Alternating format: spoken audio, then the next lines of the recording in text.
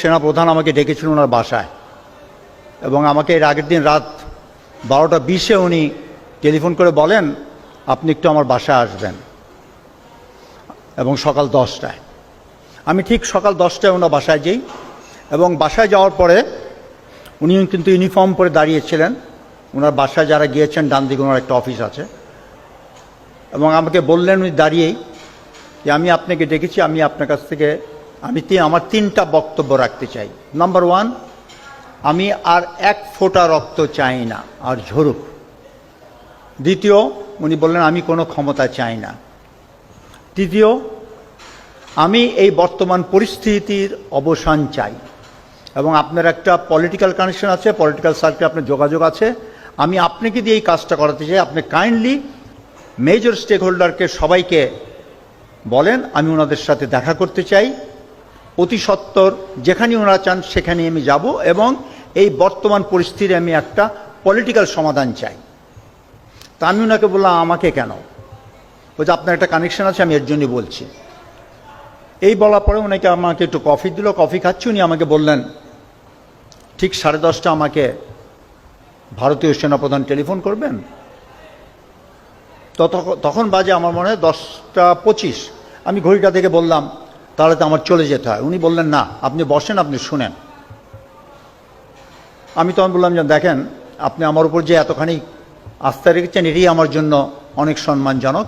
আমি চাই না আপনাদের কথাপত্তনে এমন কথা হোক যেটা পরে আপনি পছন্দ করবেন না। তা আপনি you talk yourself, let me go. তা আমি ওখান থেকে বের হয়ে স্ট্রেট হয়ে চলে গেলাম। গলফ কোর্সে আমি গাড়ি রেখেছিলাম, তো ওখানে যেয়ে আমি প্রথমে ফখরুল ভাইকে বিএনপি সেক্রেটারিকে টেলিফোন করলাম যে দিস ইজ দি মেসেজ। উনি বললেন ভেরি ওয়েলকাম মেসেজ, আমি একটু আমাদের নেতার সাথে আলাপ করে আপনাকে জানাবো। তখন আমি ওনাকে বললাম যে দেখেন আমার তো সবার টেলিফোন নাম্বার নাই পলিটিক্যাল নেতাদের, আপনি আমাকে নাম্বারগুলো, আপনি এই কাজটা করেন। উনি বললেন যে নো, এটা আপনাকে দায়িত্ব দিয়েছেন, আপনিই করেন। তা আমি বের হই, উনি আমাকে তার নাম্বারগুলো দেন, আমি যোগাযোগ করে যতজনকে পেরেছি খবর দিয়েছি। ওই খবর দিয়েই কিন্তু আমি ঠিক মনে আনুমানিক 11টার দিকে আমি এই রাওয়ার সামনেই যে চত্বরে তখন বক্তব্য রাখছিলেন, জামিল ছিলেন, সাকত স্যার ছিলেন, ব্রিগেডিয়ার শাহিদুল আনাম ছিলেন, ওনারা সবাই ছিলেন এবং ওনাদের সাথে এই প্রসেশনে যোগ দেই। তো তখন আমি আনুমানিক তখনই আন্দাজ করতে পেরেছিলাম যে বড় কিছু একটা হতে যাচ্ছে, তবে সেই দিনই যে পতন হবে এটা আমারও ধারণা ছিল না। পরবর্তী যখন আমি চেক ব্যাক করলাম বুঝতে পারলাম আমার সাথে কথা বলার পরেই কিন্তু 3 বাহিনী প্রধান গণভবনে গিয়েছিলেন। ওখানেই তারপরে ওনারা পার্সিউ করলেন যে প্রধানমন্ত্রীকে যেতে হবে।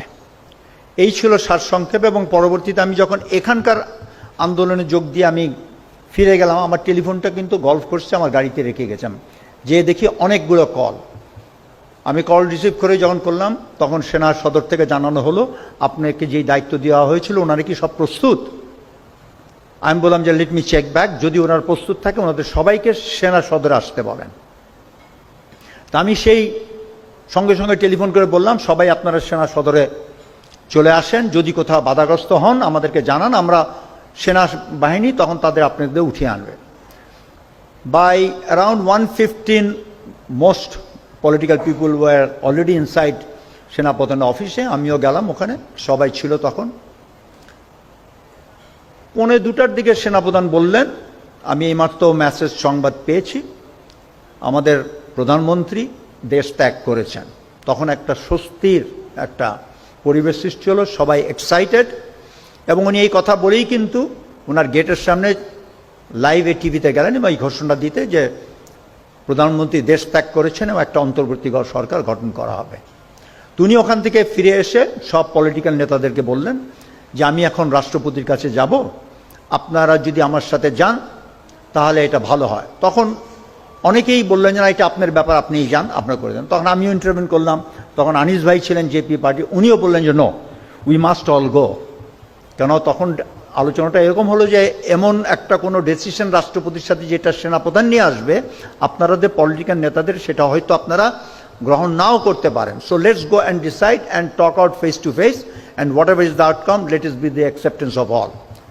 ওই ডিসিশনের উপরে নির্ভর করে দুটা কোস্টার দেওয়া হলো, সব political leader in the coasters, 3 services chief এপিসিএন নিয়ে ঠিক 3টার সময় আমরা সেনাপ্রধানের অফিসের সামনে থেকে রওনা দিলাম বঙ্গভবনে। যেই মুহূর্তে আমরা পৌঁছালাম আমাদের মেইন গেটে ক্যান্টনমেন্টে, তখন তো জনস্রোত, জন উল্লাস। তা আমরা 3টার সময় বের হয়ে 7টার সময় আমরা পৌঁছালাম বঙ্গভবনে, মাগরিব নামাজ পড়লাম, 7:30টায় রাষ্ট্রপতি আসলেন।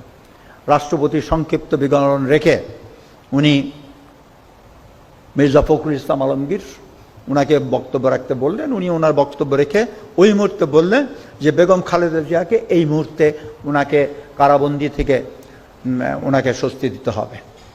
তখন রাষ্ট্রপতি একটু অবজ্ঞা করলেন, বলেন যে দেখেন 3 দিন 4 দিন পরে তো আমরা একটা ইন্ট্রিম গভর্নমেন্ট করব, let the interim government decide যে ওনার ব্যবস্থার সম্বন্ধে।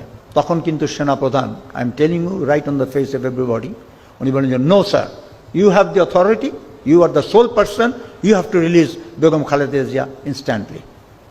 আচ্ছা, এরকমভাবে সবাই বলার পরে আমার পাল্লা যখন এসেছিল আমি কিন্তু 3টা বলেছিলাম। 3টা কথা হচ্ছে, একটা কথা হচ্ছে যে পুলিশকে নিয়ে, কেন ডিজিএফআই চিফ তখন ওই কনফারেন্সে ছিলেন এবং ক্ষণে ক্ষণে উনি he was giving a running commentary as to what is happening in the various police stations in Dhaka. তো তখন ওই বক্তব্যে আমি বললাম যে দেখেন, পুলিশের যে অবস্থা আমরা সবাই জানি কেন পুলিশের এই করুণ অবস্থা। এই মুহূর্তে আমরা পুলিশের যেরকম প্রয়োজন, সেনাবাহিনী কিন্তু ক্ষণেকের জন্য হয়তো আইন শৃঙ্খলা পরিস্থিতি দেখভাল করতে পারে, কিন্তু বাস্তবে কিন্তু সেনাবাহিনী এইটা দিকক্ষণ করতে পারবে না। তাই পুলিশকে আস্থা আনতে হলে পুলিশে যারা বেশি বাড়াবাড়ি করেছে তাদেরকে ধরে অ্যারেস্ট করে তাদেরকে জনসম্মুখে যদি দেখা হয়, আইন তার নির্ধারিত গতিতে তার ব্যবস্থা নেবে, তাহলে হয়তো জনগণের মধ্যে সেই আক্রোশটা কমবে। দ্বিতীয় কথা ছিল যে ওই সময় একটা খবর ছিল সব জায়গায় যে সব নেতারা পালিয়ে যাচ্ছে এয়ারপোর্টের মাধ্যমে। এয়ার চিফ ওখানেই ডিসিশন দিলেন airport will be closed immediately. The third point, আমাকে হাসান নাসির টেলিফোন করেছিল যখন আমি ওখানে বসেছিলাম রাষ্ট্রপতি ভবনে, যে এখানে আমরা আয়নাঘরের সামনে ডিজিএফের সামনে আমরা এবং যারা ক্ষতিগ্রস্ত পরিবার, যাদের পরিবাররা ঘুম খুন হয়েছিল তারা এখানে দাঁড়িয়ে আছে, আমরা এই আয়নাঘরে যারা আছে তাদেরকে আমরা এখান থেকে বের করে আনতে চাই। আমি এই কথাটা রাষ্ট্রপতির সামনে উঠালাম। রাষ্ট্রপতি একটু আশ্চর্য হলেন, আয়নাঘর বলতে কিছু আছে কি না। উনি একটু সন্দেহ পোষণ করলেন। আমি বললাম যে দেখ মহামান্য রাষ্ট্রপতি, আয়নাঘর আছে কি না এটা আমিও জানি না, আপনিও জানেন না। Whether it is virtual or real we have no idea. এখানে তো ডিজিএফআই চিফ আছেন, লেট হিম ক্লিয়ার। ওই মুহূর্তে সেনাপ্রধান কিন্তু স্টেজে বললেন, sir I will take care of it, they will all be released. So that was the scene that day. তখন কোনো কারোর প্রশ্ন বিপ্লবী সরকার কারোর মনে আসে নাই, সবাই কিন্তু প্রশান্তিতে শান্তিতে ছিল যে স্বৈরাচার পালিয়েছে। তো যাই হোক, আমার আজকে বক্তব্যের মধ্যে একটা আমি বলতে চাই, যেটা আমরা যারা রিটায়ার্ড অফিসাররা, Mirpur DSS basically leading role, রাও অনেক রোল প্লে করেছে এখানে, যে আমরা যেই আমাদের যতখানি অংশগ্রহণ ছিল, it had a tremendous significance, যেই সিগনিফিক্যান্স আজও পর্যন্ত the nation has not recognised. And we as a team, আমার মনে is time we must recognise. কেন 3, 4, 5 এই 3 দিনের মেইন ঘটনা এবং আমাদের রিটায়ার্ড অফিসারদের পারফরমেন্সের জন্যই কিন্তু, আমাদের বিদ্রোহের জন্যই কিন্তু সেনাবাহিনীর উপরে এটা একটা বিরাট প্রভাব পড়েছে এবং সেই প্রভাবের পরিপ্রেক্ষিতেই কিন্তু আমি মনে করি হাসিনার তক্তা উল্টাইছে। তা আমাদের এই স্বীকৃতি অবশ্যই দিতে হবে।